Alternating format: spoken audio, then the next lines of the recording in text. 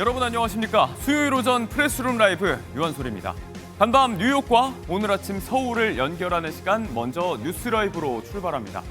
미국의 7월 소비자 물가지수가 예상 범위 아니었습니다. 연준의 기준금리 인하 가능성도 커졌죠. 주요 지수에 그대로 나타났습니다. 다우지수는 전날보다 483포인트 올랐습니다. 44,458에 거래 마감했고요.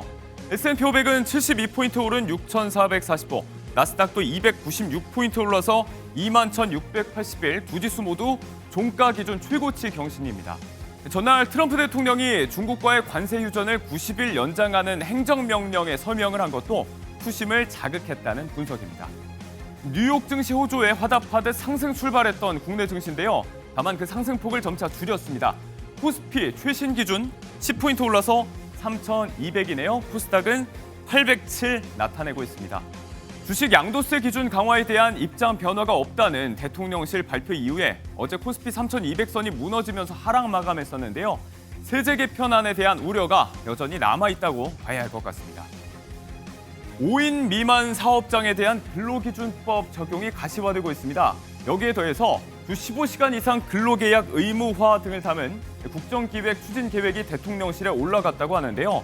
대선 공약 사항이고 여야 간 이견도 크지 않은 만큼 추진 속도가 날 전망입니다. 현행법상 5인 미만 사업장은 주 52시간 근로 제한 등을 적용받지 않고 있죠. 편의점, 음식점 등 유통 외식업계에선 올 게 왔다는 분위기인데요. 영세 자영업자와 소상공인에게 직격탄이 될 수 있는 만큼 충분한 사회적 합의가 필요하다는 우려도 나옵니다. 시중 은행들이 대출 문을 더 굳게 잠그고 있습니다. 신한은행은 기존 8, 9월에 추가로 10월까지 모집인을 통한 주택담보대출, 전세대출을 막기로 했는데요. 6.27 대책 후에도 좀처럼 잡히지 않는 은행권 가계대출 증가세를 잡아보겠다는 취지입니다. 좀처럼 돈 빌리기가 어려워지고 있죠. 사람들은 이제 예금담보대출까지 동원을 하고 있습니다. 주요 은행 예담대 잔액이 이달에만 900억 원 가까이 급증을 했다고요? 역시 6.27 대출 규제의 여파로 분석이 됩니다. DSR 적용에서 상대적으로 자유롭다는 점도 예담대로 수요가 쏠리는 풍선 효과의 배경이라고 할 수 있겠습니다.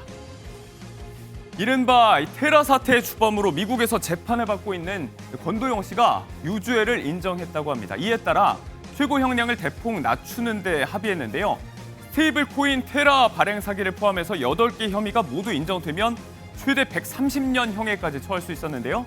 재판 전 이뤄진 플리바겐 합의에 따라서 구형량도 낮추고 일정 기간 형기를 채운 뒤에 한국으로 송환될 가능성까지 열렸습니다.